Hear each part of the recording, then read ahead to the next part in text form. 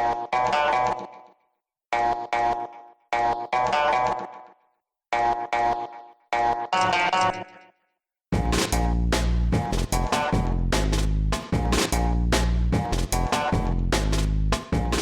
and welcome to the Lebanese Politics Podcast. My name is Benjamin Red, joined by Nizar Hassan. As always, Nizar, how are you doing this week? I'm doing well. How are you? I'm good. We've got a lot to talk about this week. We're focusing sort of on education. It's exam time. We had the brevet exams just last week. We got the baccalaureate exams coming up. And for those of you who don't know about Lebanon's education system, basically brevet exams are like middle school going into high school, and then baccalaureate are like high school going into whatever else. And these are like sort of notorious exams as well, right? Yeah, so stressful. Everyone hates them. But at the same time, they're also well known for like being, I don't know, just hotbeds of cheating and like, yeah, but not it's not like the SAT exams or anything like that, you know. Yeah, true. But this year they introduced cameras, so surveillance cameras in schools to monitor students while doing the exams. In case the students weren't on edge enough, yeah. But yeah, so brevet exams were last Wednesday, and the baccalaureate exams are coming up on Tuesday of this weweek. And then there are makeup exams, right, during the summer. There's another round. In case you fail, don't worry. You can sit for it again. But yeah, this is also sort of our main topic for this week. Not for high schoolers or middle schoolers or anything like that, but for what happens afterwards, higher education. We're going to be getting into that a lot more, and especially like the politics, what's going on with Lebanese University and the strike there, and what's going on outside of Lebanese University. And we see sort of like there's sort of a squeeze happening for sort of political and sectarian reasons. So we'll get more into that later. But first, the news. Big news this week, Nizar Zakka was released. We talked about this last week. It did happen. He arrived in Beirut on Tuesday. Bassil, who's the head of general security, had gone to Iran and sort of like brought him back. Whenever you see Bassil involved in something, by the way, it usually means that like, oh, something's big is happening here. Yeah. He's sort of known as a heavyweight. When he is involved, usually things happen. And if he says, I'm no longer involved in this, then it means probably things aren't going to happen anymore. If you're He's a deal maker, yeah. Yeah, exactly. So he was involved with this. And he said, because there were all these rumors, floating around there, like, oh, it's because of Hezbollah that Zakka was released. He said, no, it wasn't him. It was Aoun. And who knows what the actual truth is, but the line that everybody's sticking with is that this was an official request from the president of the Lebanese Republic to Iran, and they released him based on that. And he arrived in a private jet and met with Aoun. So Aoun is clearly giving him a lot of attention and probably partly saying, I'm the one who brought him back. Yeah. In other sort of international news, Lebanon is not going to go to this conference on Palestine in Bahrain later this month. I mean, even the Palestinians aren't going. So it's not the conference on Palestine. It's the conference on how to end Palestine, maybe. Yeah, right. So how to sell Palestine out. Right. Yeah. So surprisingly enough, the Palestinians aren't going. And this week, Gibran Bassil confirmed that Lebanon would not be going either. Mm-hmm. Speaking of Bassil, he's saying a lot these days. So not this weekend that just ended, but the weekend before that, he opened his mouth about foreign laborers in Lebanon, and he basically said that, you need to hire, just Lebanese people, not foreigners. This is something that is common in the FPM rhetoric, in Bassil's rhetoric, and he sort of cloaked it. What he was saying is saying, be it Syrian or Palestinian or French or Saudi or Iranian or American, Lebanese above all. Of course, he doesn't really mean all of these other nationalities. That's sort of like a way of making what the point that he's making to his constituents. At very least, this is how it's seen, right? Like, he's saying all of these other things in order to make this idea of anti-Syrian and anti-Palestinian sentiment more acceptable. Yeah, to avoid the accusation that he's scapegoating Palestinians and Syrians, and also to show look at these big nationalities that I'm mentioning, these people who have very big proxy interests in Lebanon. I'm challenging all of them, but it was not a very smart thing to do, really. Yeah, I mean, he saw quite a bit of pushback from a lot of people, especially from the Saudis, and nothing official, I don't think, out of Saudi Arabia, but there were a lot of people saying, hey, there are a lot of Lebanese here in Saudi. Maybe they should go back home, and maybe we should give these jobs to Saudis. Yeah, we had some reactions, but we don't know if there's anything confirmed of actual companies deciding that. But anyway, people were very worried about this. A lot of people we know were very concerned, just because, he's the foreign minister, He's not only a political party leader, he's the foreign minister. And when he's saying these things, he's affecting diplomatic relations possibly. And people, we have 200,000 people or something like that in that area. So if you are risking the livelihood of a lot of people, they will be concerned. So we had a petition launched against Bassil saying that what he's saying is just reflecting his own personal view rather than, us as Lebanese citizens. And by the time we're recording this, around 19,000 people have signed it. These are people from anti-racist and activist backgrounds, but also people from anti-FPM or backgrounds or whatever, people who have a high sense of solidarity with Syrians and Palestinians especially. But the scary thing about this is that he's not only saying these things, this inflated kind of inflammatory rhetoric about foreign labor. The youth section of the FPM was on the streets pressuring shops that are owned by Syrians and shops that employ Syrian workers, and going to shops that don't and saying like, congratulations, you're not employing Syrians, and like chanting the Lebanese anthem in front of a Syrian restaurant, doing what is basically a Nazi salute, but a lot of people don't know that, so they just do it while chanting the anthem. But it's just ridiculous what's happening. They put all of their energy into this battle, and it's increasing the amount of hatred and hate speech against the Syrians in public discourse in a way that I haven't seen in a long time. And also the economy ministry launched just a couple of weeks ago a crackdown on Syrian businesses or businesses that employ Syrians and other foreigners who may not be properly documented. And of course, the economy ministry, that's an FPM ministry these days. And the labor ministry launched a few days ago also a campaign against employing non-Lebanese and calling on institutions to only employ foreign workers in the sectors that they can work in, because Syrians are only limited to 3 sectors. Right, but that's interesting because the labor ministry is not FPM, but it is Lebanese forces who are in competition with the FPM for the Christian vote, and so this issue plays well amongst the Christian base. Yeah.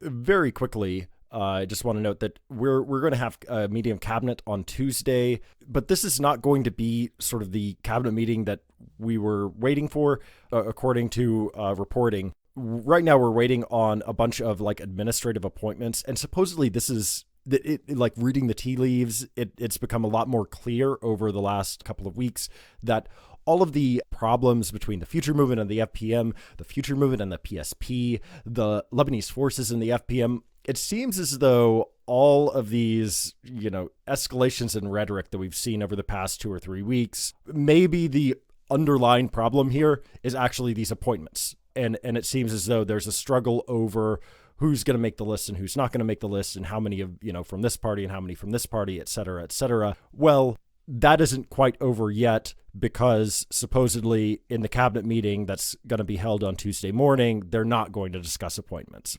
But those appointments may be discussed at another cabinet meeting later in the week or at a future one.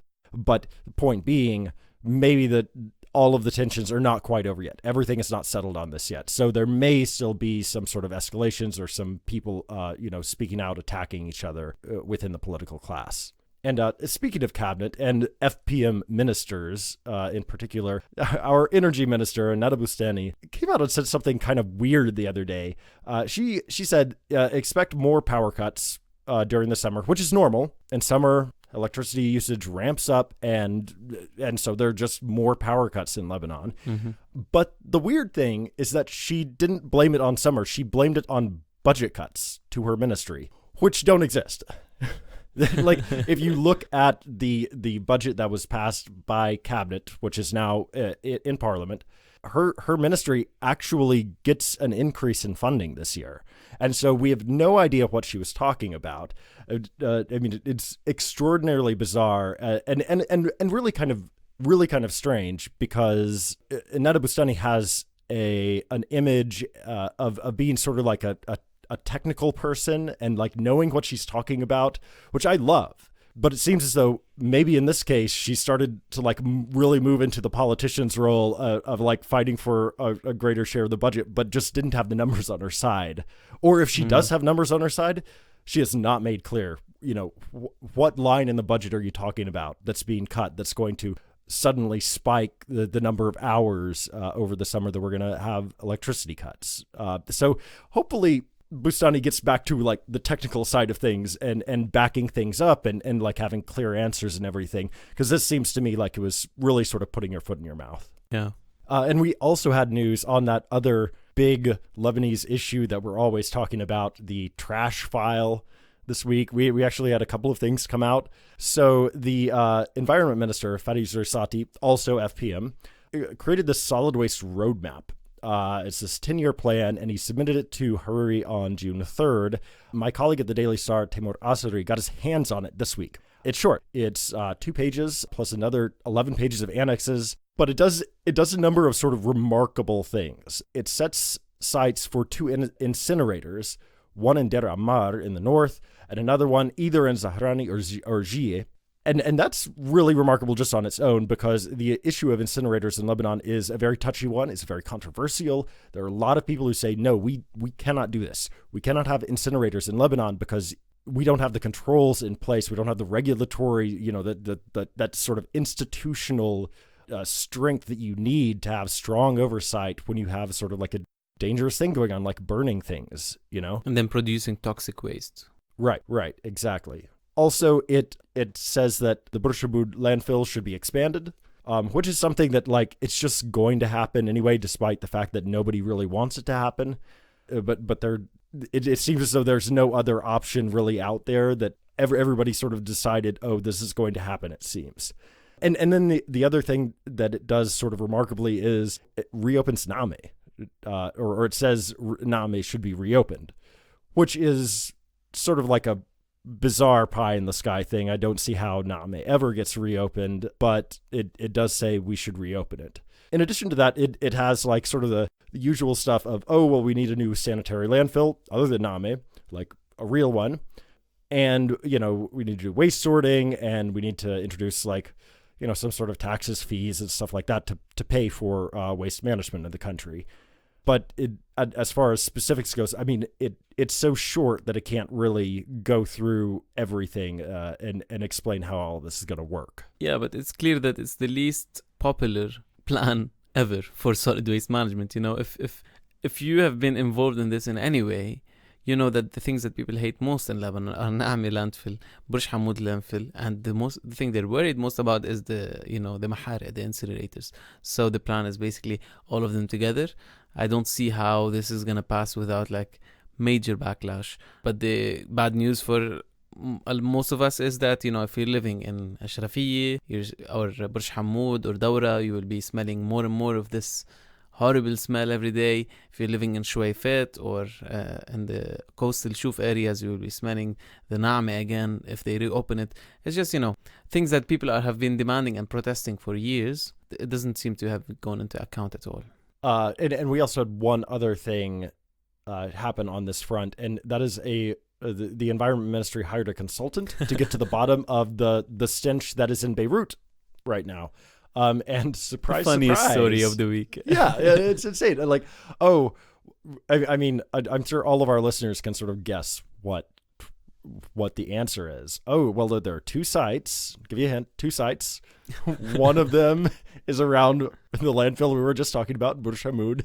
The other one is around another landfill, Costa Brava, right next to the airport. Which, and in fairness, these areas also have like slaughterhouses and stuff. Like, there's a lot of nasty stuff at both of these sites, or very close in these areas, right? But yeah, basically, trash and sewage and slaughterhouses and all of this stuff combines to make terrible stenches. And so supposedly they're going to try to use some sort of treatment, or I don't know if it's a masking product or if it actually treats things, from a French company called Faudet to try to treat this and make, I don't know if they can like choose the scent that they want. I don't know if it's like a Glade plug-in or something, or I'd imagine if it all smells like lavender now.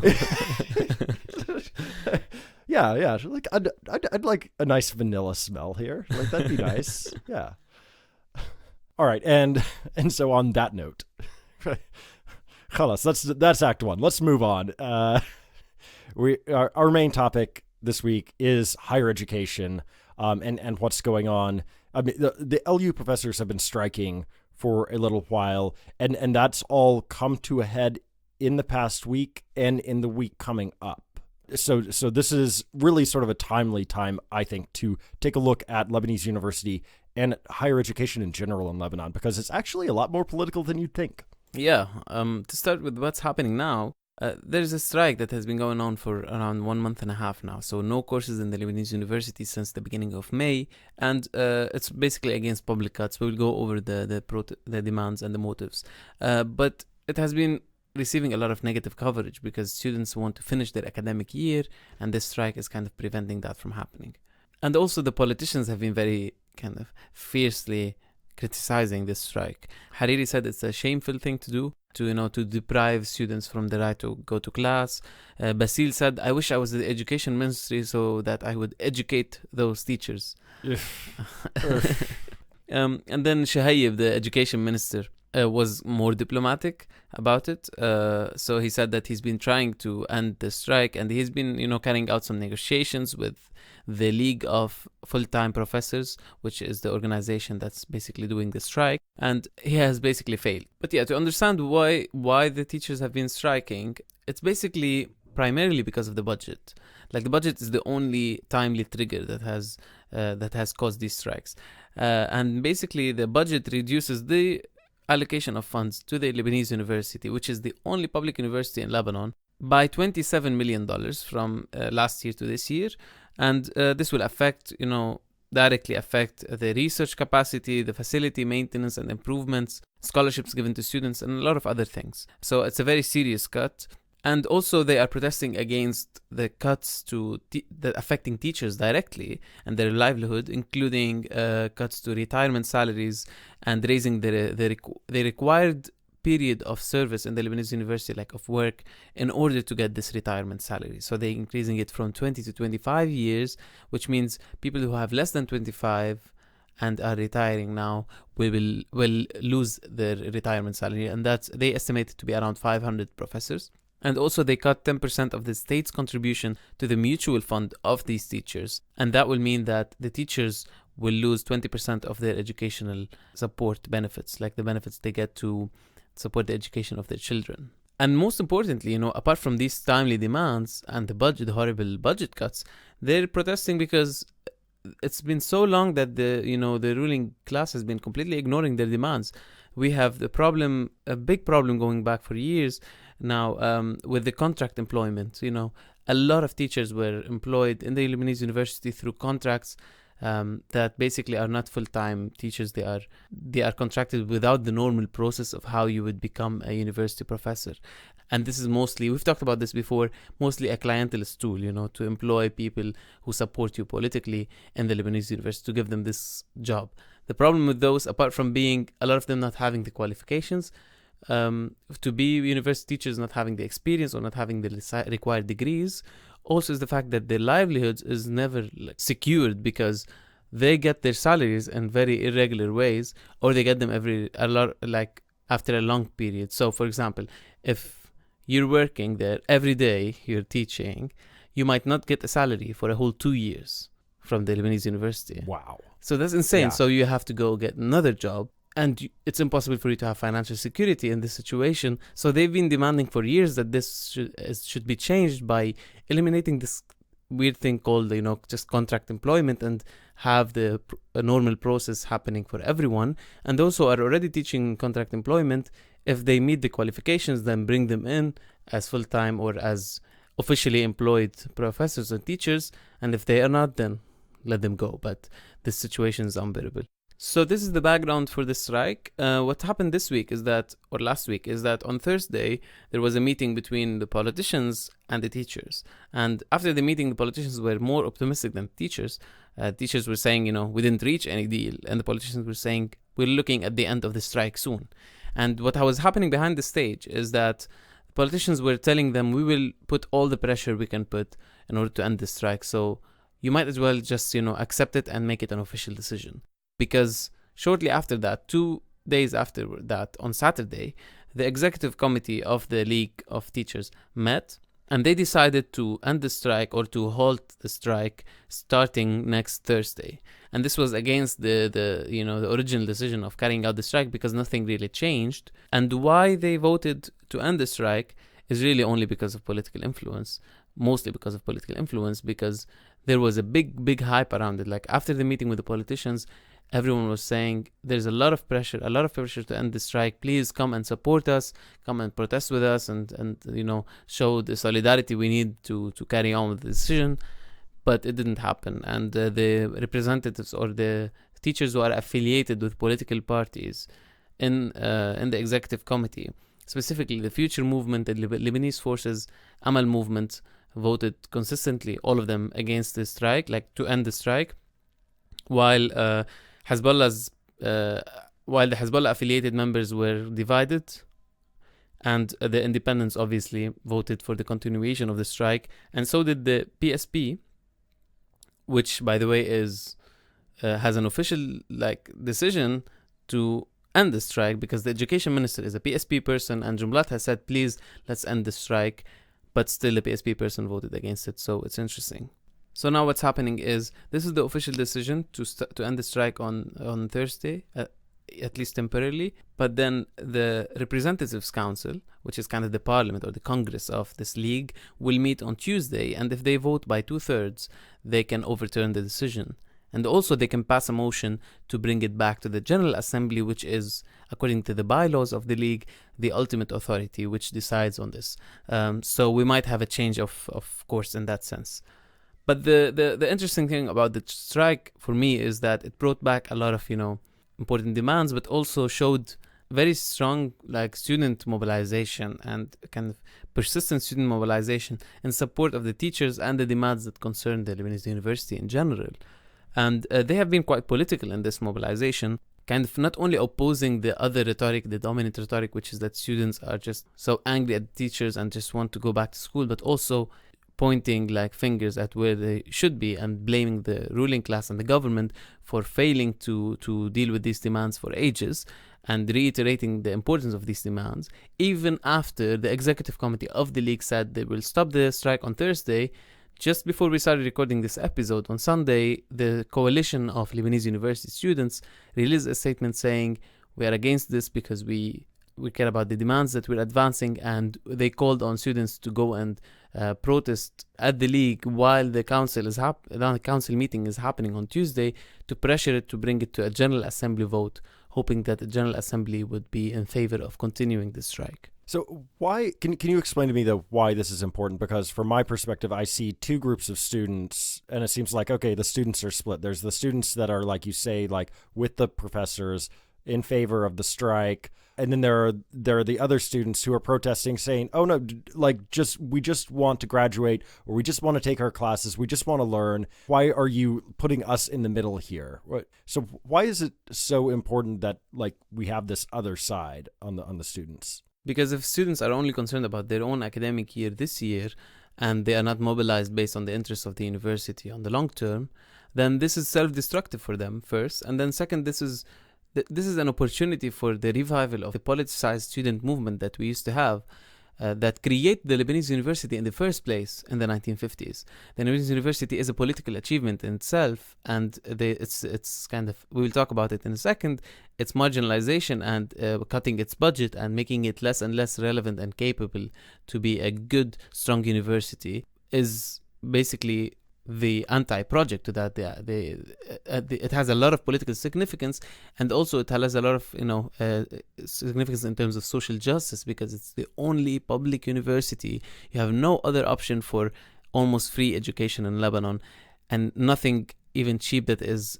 barely as good as the Lebanese University. So basically, if I understand you right, you always have these students who are going to say, oh, just come back to class, we just want to learn. That is just there all the time. But what's not always there is sort of these politically aware students. Yeah. And that's something that used to exist and sort of died out of existence for a long time, or largely died out of existence for a long time, and now seems to be back. Not necessarily in force, but like in a larger force than it was before. Yeah. And this political consciousness, in my opinion, among this generation is very, very important, because these are the people who will either become, politically involved kind of activists or members of society, or will be co-opted by the sectarian and political groups that are ruling the country. So, or maybe emigrating. But anyway, it's very important that this generation or this part of the population is mobilized. Okay, so you mentioned earlier the marginalization of the University of Lebanese University. Just to give you an idea, the budget in 2018 for Lebanese University was 418 billion pounds. And that was cut down to 381 billion pounds for this year. If you, as you also mentioned, state contributions to LU professors, their mutual fund was also cut by 10%. If you add those cuts together, it's about a $27 million cut, mostly on the side of just like the Lebanese University is getting a lot less money. Yeah, so the budget that we have now, $254 million, is supposed to be covering the cost of teaching around 85,000 students currently enrolled at the Lebanese University, which means that we have $3,000 per student, which is a very low amount compared to countries with similar or slightly higher status of development. And it's basically 3 times less than what an average OECD country spends. So, how will you achieve real development, real social and economic development, if you're not investing in the only public university that we have? While we know that, good jobs are the things that pull people up in terms of livelihood, and good jobs are more and more dependent on good education and affordable education.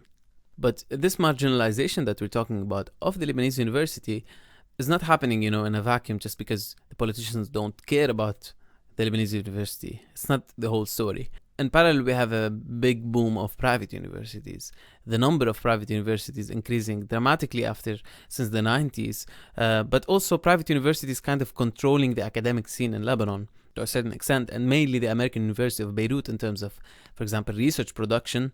The AUB produces more than 56% of research, while the Lebanese University produces 14%. And we're talking about a much bigger university, right? LU is much bigger than AUB, and yet it produces much less research, partly due to investments.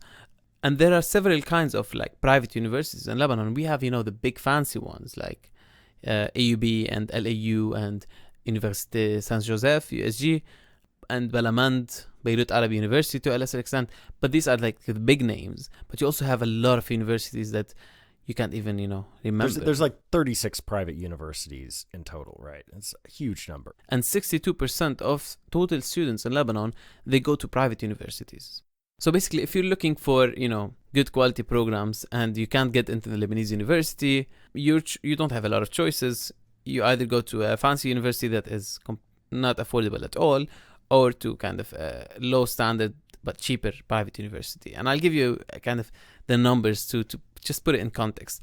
Between 2013 and 2017, the tuition fees of the top private universities increased by 15 to 22%. That's in 4 years, 15 to 22% increase in tuition fees. Now the rates are just incredible in some of them. At AUB, probably the most expensive one, social sciences or humanities, which is supposed to be the cheapest thing to study at the undergraduate level. Students now have to pay more than $21,000 for a full academic year. That's 30 credits without summer courses. And if you're studying something like engineering or financial economics, it goes up to around $26,000 per year. So if you're studying engineering with 4 full years of $26,000, we're talking about a huge amount of money that literally, I don't know, maybe the top 3% of the population can afford. And so we have a lot of students going in debt, but also it's clear that it's making this university, as an example, it's making extremely exclusive because $26,000, for example, is almost 5 times the total amount of annual salaries you would get as a minimum wage worker. And 70% of the Lebanese population is making less than $10,000 a year. So you need the total salaries of 2.5 years if you don't eat or drink and have shelter or spend any money or anything else, 2.5 years of annual salaries in order to pay for 1 year of tuition for your kid. It's just ridiculous. And on the other hand, the small private universities have really no visible academic standards in terms of quality of education. A lot of them don't, at least. They don't have proper academic environment. No one is producing research. So, in a lot of fields, this means that education is kind of meaningless, because what are you doing with it if you're not producing research? And it's more like, commercial entities. You go in, you pay the money that you owe, and then you get into some kind of pseudo-academic programs, and you finish with a degree. And a lot of them, and we hear a lot of rumors, but also quite confirmed rumors, that a lot of students are not even attending the courses and just paying for the degree and getting fake degree, like real degrees, just by paying money. So it seems that the situation is basically, if you're rich, you get quite good education. If you're working class, you're stuck between a marginalized Lebanese university and a bad, cheap private education. And this system kind of reproduces itself in terms of elitism, right? Because if you go to AUB or to LAU or whatever, you get more social capital. You meet people that will open new doors for you. You get more opportunities, and you get more soft skills, etc. And then you just get better jobs, and this reproduces itself. While if you go to these cheaper and worse universities, you will not get a lot of opportunities. But that's not the only thing, right? Like, I think it's very interesting, the class side of things. But there's also this bizarre sectarianism aspect to the private universities as well, right? Yeah, I mean, something that is not told as one story should be, because the Lebanese University is being marginalized while these private universities are booming. And who do these private universities belong to? They belong to political or religious institutions. And if you look just at the numbers, you have 4 universities affiliated with Shia Muslim organizations. For example, one is for Hezbollah, Al-Ma'arif. Another is for the Higher Islamic Shiite Council, or for Mabarrat, or for the Birri family, Phoenicia University. The Sunnis have their own, Rafiq Hariri University, who it belongs to, Azm University, which happens to have the same name as Najib Miqati's political party. I wonder who owns that, yeah. Yeah, very vague, very, discreet. The biggest private university in Lebanon in terms of the number of students is the Lebanese International University. Which is weird. Yeah, it's weird. Really weird. It's very cheap to attend. And, they have better like facilities than other universities. So it's attracting a lot of students, and they have so many branches. So it's expanding a lot. And I think they have more than 25 or 27,000 students. It's the biggest private university in terms of number of students. And also we have a university for the Karami family in Tripoli. Yeah, very quickly, I just want to mention LIU is also infamous for another reason, and that is who owns it, Abdul Rahim Murad, who is an MP, the father of the current minister Hassan Murad. He owns it, but he also opened it back when he was Minister of Education. So basically, if you go back into the record, which I did before the podcast, and you look at it, it's his signature on the decree saying you can open up a university called Lebanese International University. Now, he doesn't technically own it, right? It's like a charitable organization affiliated with him, but still... But he's the president, and and Hassan Murad is the vice president. Yeah. And then also, this is for the Muslims, and the Christians have their own universities. Christian institutions affiliated with the Christian Church, with the Maronite Church specifically, they are behind a lot of universities. Université Saint-Joseph was created by the Jesuits. You have NDU, Université Antonine in Babda, Isaac, Sagesse, Sacred Family University in Batroun. All of these universities are related or affiliated to the Maronite Church in one way or another. And the Orthodox have Balamand University. So it's basically a full sectarian distribution of universities. And while they were giving licenses, I'm sure this was one of the things they took into consideration, how many universities for each group or sect. So it gives an idea of what this boom in private universities means politically and socially. So it's really, bizarre at first blush that that's how things work, but then it sort of makes sense. The logic of sectarianism in Lebanon seeps into literally everything, and it has seeped into like private education, private university education here in a very noticeable way.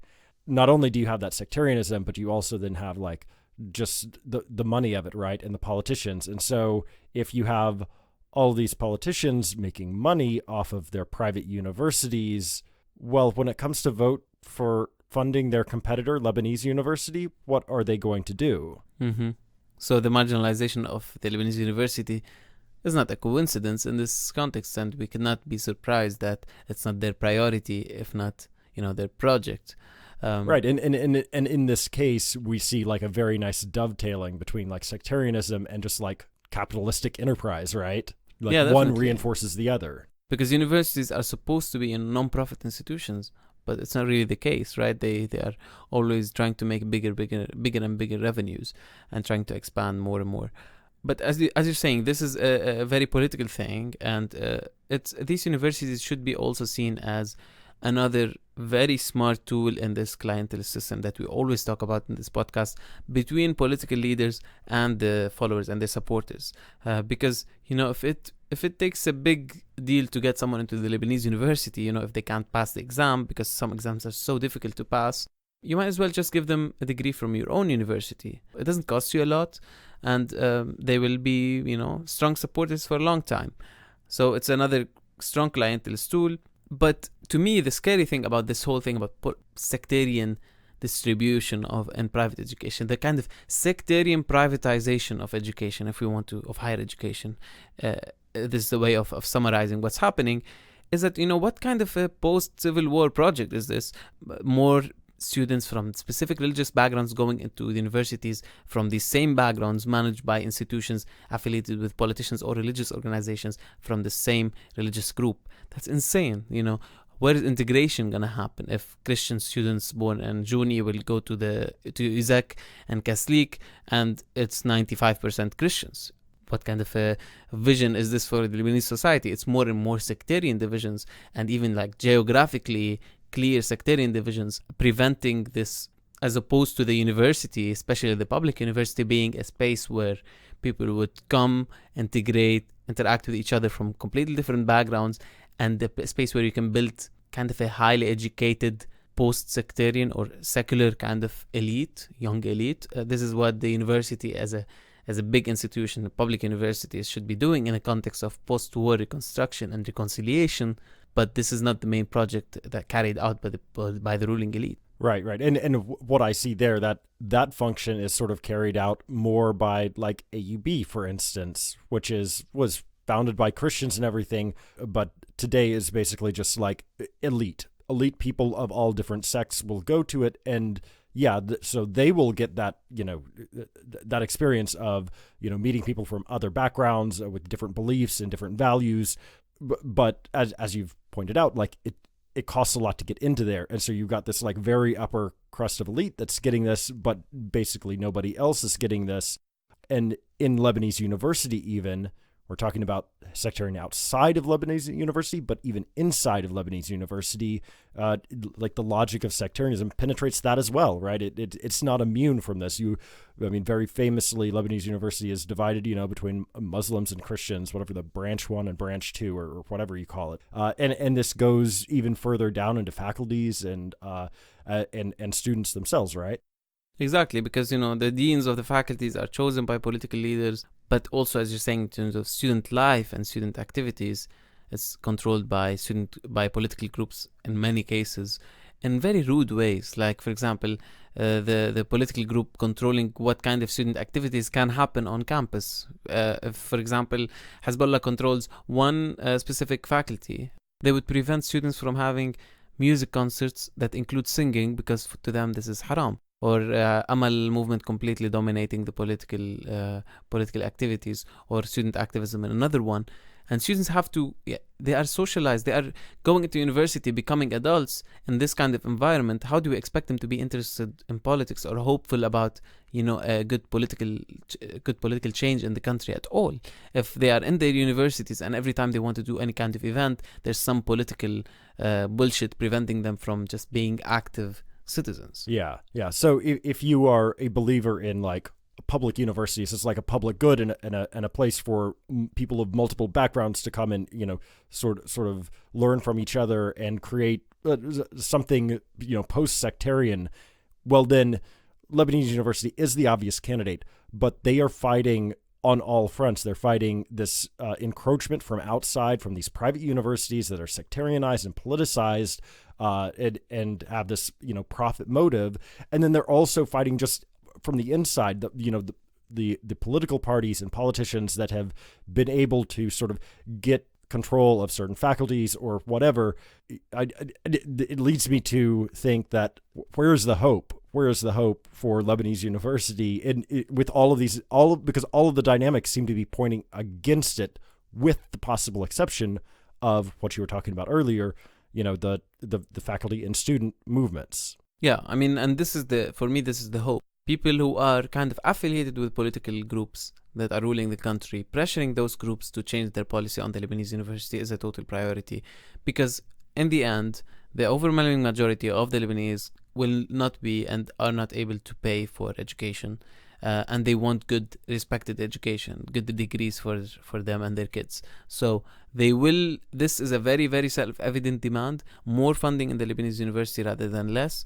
Like, they have been demanding doubling the funding, and now they're cutting it by $27 million. $27 million, that's a lot of students affected, thousands of students directly affected. So to me, the hope is in students and in faculty going against the official policies of their political groups and saying, no, this is a red line for us. The Lebanese University is a project that unites all Lebanese people behind it, because it's a project that is about, the future rather than entrenching the divisions of the past. So let's hope that this is consistent, and that we see more and more mobilization, and more importantly, continuous organizing among students to have a strong student movement that is politically significant. And of course, we're going to see a big test of this week when they meet to see what happens with the strike or not, whether it continues or not. So that's the reason why you should be watching this story this week and beyond, potentially, because there's a lot more at stake than just like some students not being able to take exams. Yeah, exactly. Okay, well, that's all the time we have for this week, but we will be back next week with another episode. Until then, I'm Benjamin Red. I'm Nizar Hassan. And this has been the Lebanese Politics Podcast.